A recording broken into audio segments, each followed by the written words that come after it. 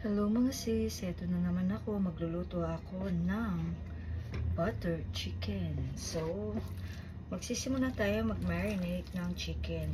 Pwede nyong gamitin yung chicken thighs, boneless, or chicken breast. So, I'm gonna pour this one like a tablespoon of lemon. Okay. I-mix lang po natin Mix it. Okay. I-mix lang po natin yan. Tapos, isunod natin yung 2 cloves of garlic. Medyo malalaki yung andito sa akin. Tapos, kinrate ko siya.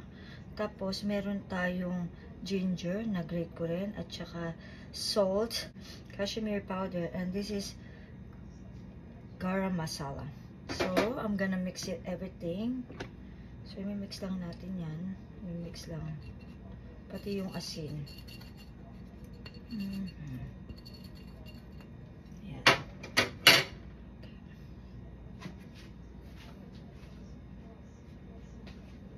Ayan, i-mix lang natin yan.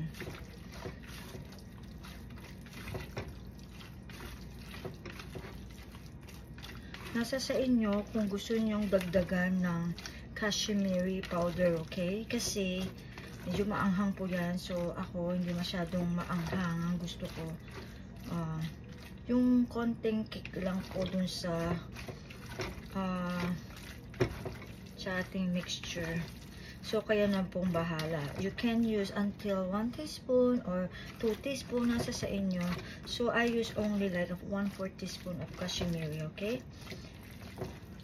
Tapos, maglalagay tayo kasi maglalagay pa tayo ng sauce dito. So, maglalagay tayo ng garam masala. So, ibubudbud lang natin yan.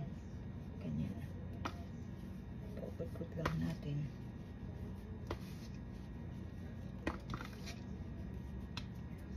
Tapos, i-mix natin. Okay? Mix lang natin yan.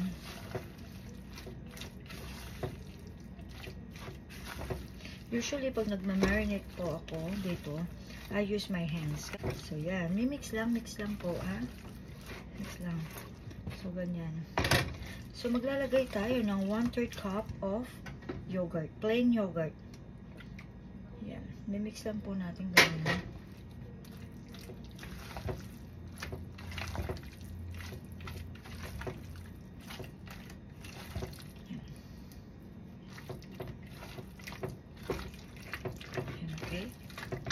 Pag na-incorporate na to, yan, i-cling wrap natin, babalutin natin siya ng cling wrap, tapos i-marinate natin for 1 hour. Okay. Yan.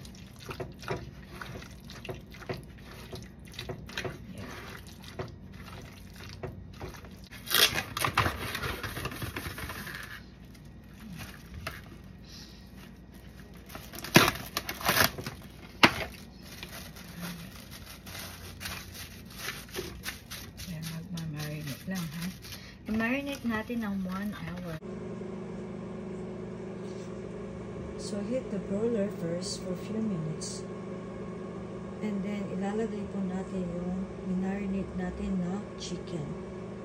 Ilalagay po tayo ng ganito. Okay? Yung marinate natin na chicken. I-spread out lang natin.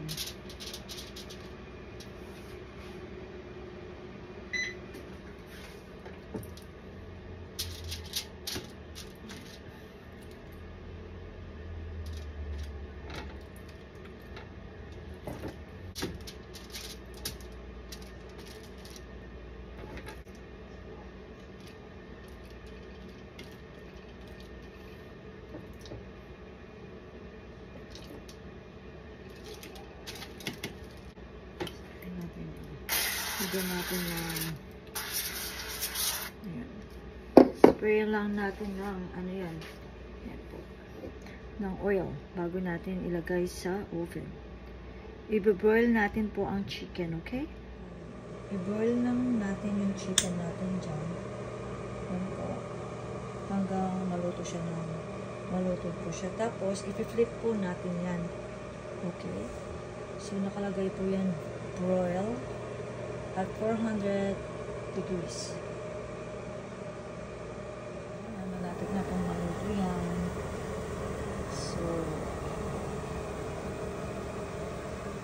Magsa-second batch po tayo.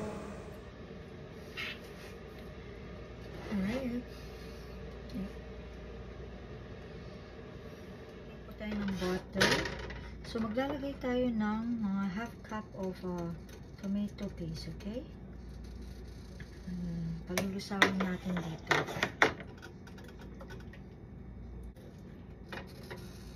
Mix lang.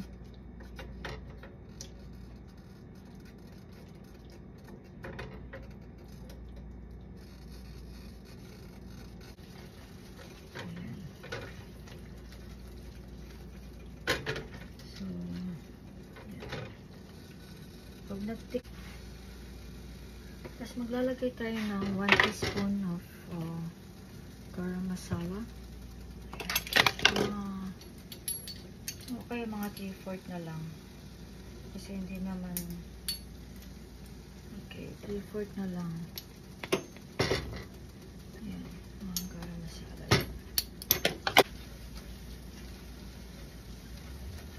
Ayan, magtitikin na siya.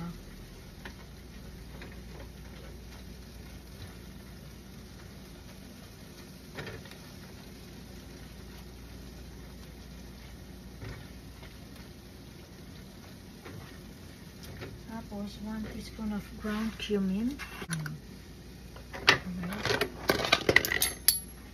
Mga 3/4 din. Or, kayo nang bahala kung anong gusto nyo. Pero ako, same as to 3/4. Yan, mga 3/4. Hindi siya almost 1.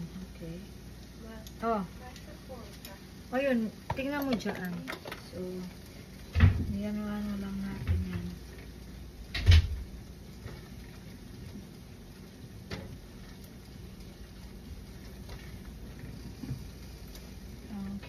Tapos, cashmere 1 teaspoon. So, naglagay ako na ng 3/4. So, maglalagay lang ako ng 3/4 din ng cashmere powder. Maanghang yan. Maanghang po. Masarap talaga, may anghang talaga. Yan. Ano lang po yan, ha? Wala kita. Ayan.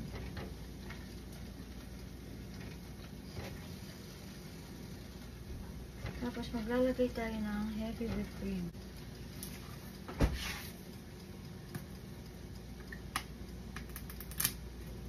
Ayan, maglagay po tayo ng ganyan po yung gamit ko. Order lang po.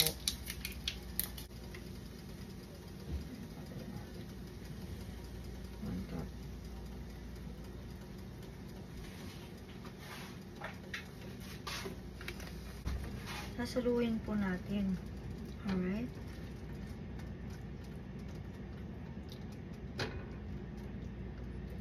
Saluin po natin yan.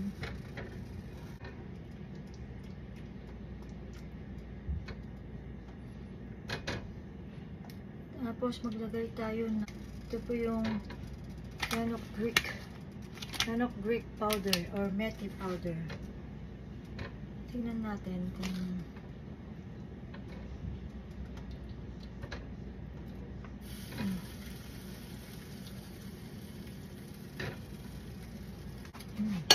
lagyan po natin ng asin. Ang hang. Pero ang sarap. Kailangan natin lagyan ng asin ng konti.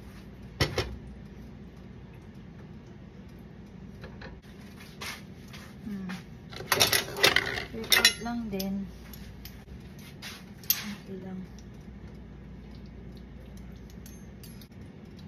Tapos, ilalagay na natin yung chicken po.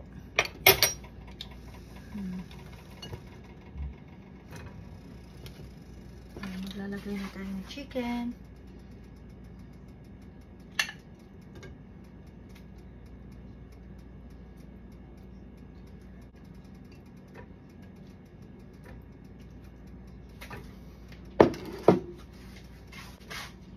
Ayan. Tapos, imimix natin.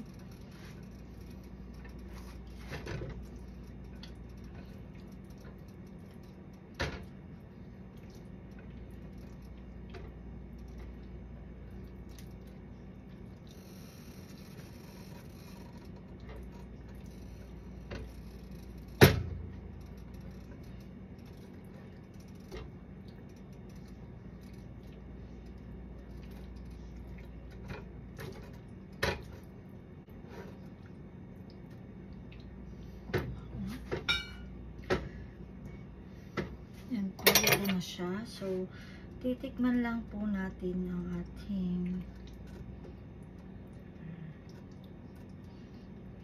tingnan natin ito. Konting asin pa po.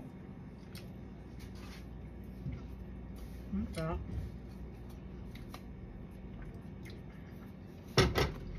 Ang sarap po. Ang sarap.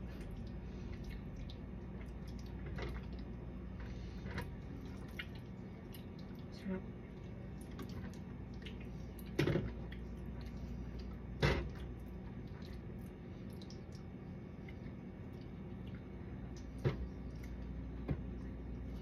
Sarap po.